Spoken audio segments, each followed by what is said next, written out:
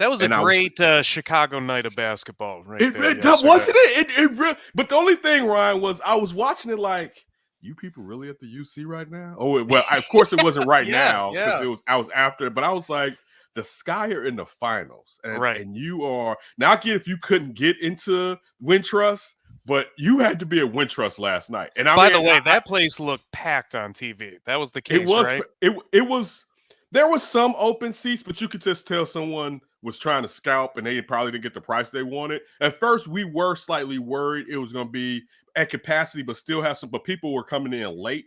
Demaz and I, we got there. First, I got downtown so fast. Me and Demaz was chatting, and I would keep looking at Lakeshore Drive like, damn, I am really hauling ass, right? Like, it was like it wasn't on purpose, but Because everybody was like, at the UC. it was like exactly. It was like old time's sake. Like we were just sitting there getting ready to do something as far as either record a show or go to it, you know what I'm saying? And we're just going back and forth or leaving the score, you know what I'm saying? Just all that stuff that we used to do. And so the next thing I know, we're already there and we're trying to figure out where we're going to park. And we just parked at McCormick Place and just like, you know what, we're going to park in the garage. And as soon as we pulled in the garage, it was a parking space. And the garage is less than a block away from where we had to go in Wintrust, maybe perfect. a block. You know what I'm saying? At the extent is maybe a block. But anyway, let's kick it off. Let's go off top. I want to start off top with Mississippi. Oh, my people. If you don't know that from Red and Method Man and Blackout, you just don't know. All right. So definitely had a great time last night with the Chicago Sky taking on the Phoenix Mercury, revenging a past finals loss. Not revenge because you have to win the finals to actually do it. Brittany Griner didn't show up. Dariana Taurasi is tired. Skylar Diggins-Smith definitely gave it a good go. The Sky were dominant. Kalia Cop, I call her Kalia Cynthia Cooper, even though her last name's Copper. Just ill. Just the young lady. Well, Copper doesn't really work for her because she's playing like gold right now. Great point. Great. Just great. A girl is going to get paid this offseason. Hopefully she gets paid here. Even listen, Diamond the Shield showed up.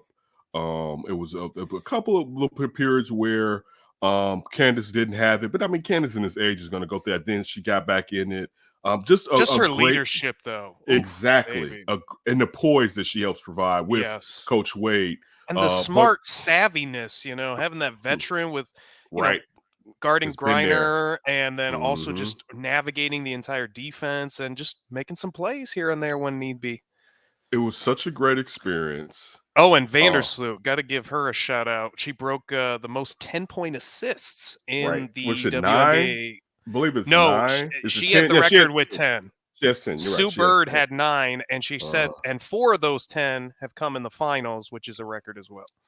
We saw Sue Bird. We walked past the ESPN coverage that was there. Oh, yeah. Celebrities were out there. Dude, I didn't even know Prisker was there. Not saying he's a celebrity, Governor Prisker. Demaz and I'll get to it's funny. I'll get to this part after because I want to get your experience at the Raiders game from last week, and I'm going to get my experience because they mirror each other. Even though yours was better because you were at Alliance. Yours was for a title, though.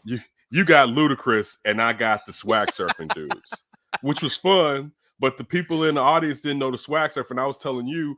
I was out of school when swag surfing come. I swag and I surf. So watch me surf and sag. I mean swag. I wasn't but I used to watch the video of them getting off the bus, the whole audience doing. I'm like, man, that looks like a lot of fun.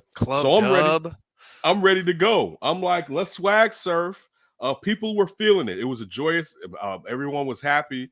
Demaz had left to go find Chris Pennant, who was reporting on the game.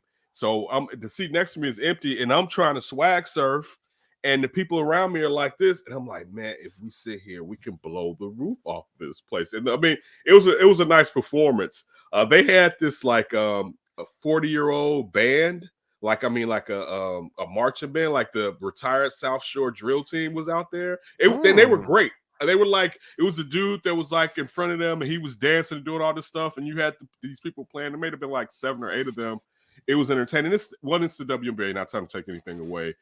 It's not the UC, but I mean the UC United Center gives such a high value of performance outside of the game. There's always something going on. If you go to some basketball arenas and you're like, okay, I get it's about the basketball, but you need to do something else because there's a little bit of downtime all around here or whatever. So that was the cool part. This was the negative, and it has nothing to do with the sky. Wintrust Arena, you're gonna have to put some scoreboards up so we know the damn score. Oh boy, right.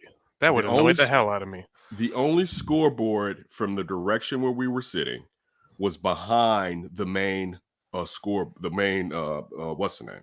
The jumbo screen or whatever. Yeah, the Titantron one. But the major jumbotron that they had right there behind it, Ryan, was the score. So I'm sure on the opposing side, the people couldn't see it either. You had to be on the sides to see the score. And they had the screens that ran along the whole entire base of those banners, basically. Yeah, they didn't put all they did was run advertising for the University of Chicago Medicine and something else, right? Oh man! It's like, you have the four sides of the jumbotron, and then you have the corner slithers where they gave you the points, assists, the rebounds of the players that were in the game. So it wasn't even like you could add up the score, the points to know what the entirety, the total of the game, because it was only the players that were in the game at that time. That's the only knock I have, is that you guys have to get 4 other scoreboards in position so we know what the hell the score is. People had to have their phone out to know. I mean, you knew they were up by that's 20. Annoying. You knew they were up by, I didn't pull my phone out. I wasn't doing it. You're not getting that. Yeah. All right. I wasn't doing it. Also, it's a young brother who was doing a good job emceeing the house. And he did this thing, was like, we're going to let everybody know how loud we are in Chicago. We're going to do the wave. And he was running around the court and they were doing the wave. And so everybody, yay. And D puts his hand up. He doesn't really get up. And he was like, well, at least I put my hand up. And because I said, I pay for them to entertain me. I'm not here to entertain you. Classic response. Nah, son. Nah, you're not, dude. Just get out of here, right? But again, we had so much fun, but we got caught. So we're sitting there and we're walking out, and there's a bridge. And I say, hey, there's a bridge. And we were going to go to Fatpur, which is like counter corner from Wintrust. We were going to go there, and the bridge would have gotten us close to it. But when we crossed and left out the arena and got on the bridge, we realized, hey, let's go back. But we were told we couldn't go back into the arena once you hit that bridge, right? So we walked over the bridge and we found the elevator, but the elevator only went up. It didn't go down. So yeah, right. So then it's Willy Wonka place are you at? Yeah. So then it's a parking garage, right? So, but we're on the second floor, if not the third. We're on the second floor of the parking garage, and we don't know how to get down. There's no elevator. So when you first enter the parking garage, there's no elevator or steps in the vicinity to make you think, oh, I can get down. So you may just be walking in this parking garage before you find a way out. So we had passed. No fireman's pole right in the middle just to get you down? No, none of that. None of that. So we had passed this lounge called the Tap.